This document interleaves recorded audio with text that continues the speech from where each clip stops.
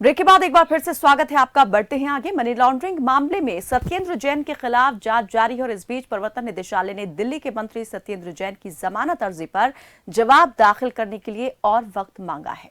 सुनवाई कल के लिए रखने की मांग की गई है। मंगलवार को सुबह 11 बजे बेल पर सुनवाई होगी। फिलहाल उन्हें फिर से 14 दिन की न्यायिक हिरासत में भेजा गया है। जानकारी के मुताबिक कोर्ट में सुनवाई के दौरान ईडी की तरफ से एएसजी एसवी राजू पेश हुए। उन्होंने कहा कि सत्येंद्र जैन की जमानत अर्जी पर जवाब दाखिल करने के लिए हमें थोड़ा और वक्त चाहिए।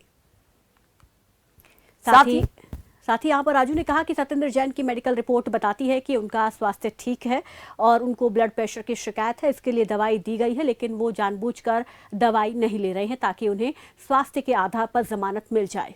बता दें कि दिल्ली के मंत्री सत्येंद्र जैन की तरफ से पेश हुए वकील हरिहरन ने दलील देते हुए अदालत के समक्ष कहा कि सत्येंद्र जैन का स्वास्थ्य ठीक नहीं है। पिछली बार जब उन्हें अदालत में पेश किया गया था तो पेशी के बाद अदालत परिसर में उनकी तबीयत खराब हो गई थी।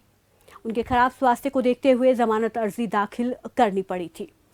तो सत्येंद्र जैन की जमानत के लिए उनकी स्वास्थ्य को हवाला दिया जा रहा है। खराब स्वास्थ्य का हवाला देकर के जो है उनके वकील कोर्ट में जमानत अर्जी दाखिल कर चुके हैं। हालांकि जो ईडी की तरफ से है उसने जवाब मांगा है, इस पर उसने समय मांगा है जवाब दाखिल करने के लिए।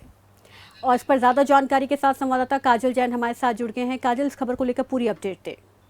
जी मैम, मैं आपको बताना चाहूंगी कि मनी लॉन्ड्रिंग के केस में जो ईडी के द्वारा है सत्येंद्र जैन जी को जो दिल्ली में मंत्री हैं उनको गिरफ्तार किया गया था। गिरफ्तार कर उन्हें न्यायिक हिरासत में भेज दिया गया था।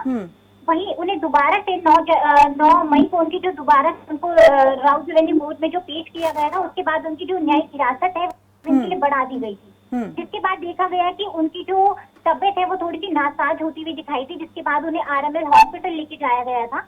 आज दोबारा से सुबह जो उनकी राउत रेवेन्यू कोर्ट में जो पेशी हुई थी, जिसके बाद उन्हें 14 दिन की जो न्यायिक हिरासत है उनकी फिर से बढ़ा दी गई है।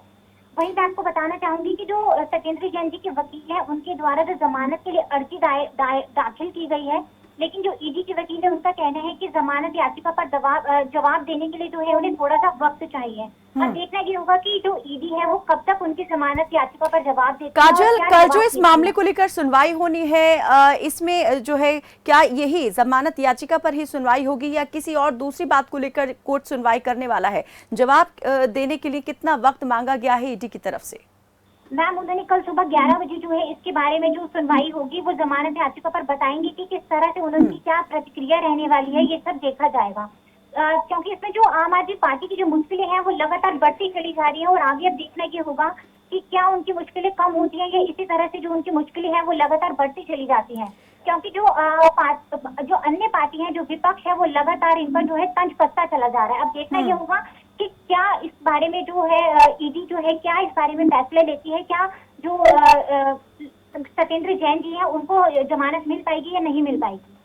काजल, यहाँ पर एक बात ये भी जानना जरूरी हो जाता है कि पहले जब ईडी की तरफ से हिरासत में लिया गया था सत्येंद्र जैन को, तो लगातार पार्टी के नेताओं की तरफ से ये कहा जा रहा था कि कोई आधार नहीं है ईडी के पास में और बिना किसी बात के जो है उन्हें हिरासत में लिया गया है और उन पर केस बनाया जा रहा है। लेकिन अब जो है जिस तरीके से ईडी ने कुछ चीजों को सामने पेश किया, सामने लाए, तो उसके बाद में पार्टी के नेताओं की तरफ से कुछ बयान जो है वो आने कम होते दिखाई दे रहे हैं। तो क्या ये माना जाए कि दूरी बना ली है आम आदमी पार्टी के नेताओं ने सत्येंद्र जैन से इस मामले को लेकर? मैम, ऐसा तो नहीं बोल सकते कि टोटली उन्होंने दूरी बना ली है, क्योंकि अभी जो उनकी क्लास गुरुवार को जो फोटो भी सामने आई थी जिसमें वो गाड़ी में बैठ के कहीं जा रहे थे, शायद हॉस्पिटल जा रहे थे, तो वो जो फोटो सामने आई थी उस पर भी केजरीवाल जी ने ये तो बताया ट्वीट करके उनकी जो इस तरह की स्थिति है ये बहुत ही निंदनीय है। लेकिन उन्होंने इस बारे में डिटेल में कुछ बहुत ज्यादा बोलना जरूरी नहीं समझा। उन्होंने कहा कि मैं इस पर टिप्पणी नहीं करूंगा।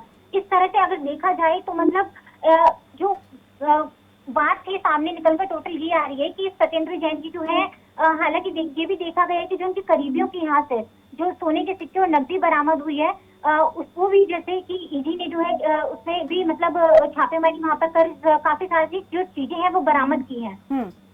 आज जो सुनवाई हुई कोर्ट में, दोनों पक्षों की तरफ से अपनी अपनी बात रखी गई, दलीलें दी गई, लेकिन क्या कोर्ट की तरफ से भी कोई इस मामले को लेकर टिप्पणी सामने आई? नहीं मैम, कोर्ट को लेकर ऐसी कोई टिप्पणी विशेष सामने नहीं आई है, लेकिन जो उनके वकील हैं उनका ये कह रहे हैं कि जो सत्येंद्र जैन जी है वो दवा नहीं ले रहे ताकि उनको मतलब जो उनकी स्थिति है वो थोड़ी सी नाजुक हो जाए या इसके चलते हुए भी जो है जमानत मिल जाए। इस तरह की चलिए बातें ठीक जो है, वो सामने जो आ रही कोर्ट में हैं। यहाँ पर दलील दी गई उसे ही निराधार एक तरीके से बताने की कोशिश ईडी के वकील की तरफ से की गई है। बहुत शुक्रिया काजल इस तमाम जानकारी के लिए। तो यूपी के कई जिलों में शुक्रवार को जुमे की नमाज के बाद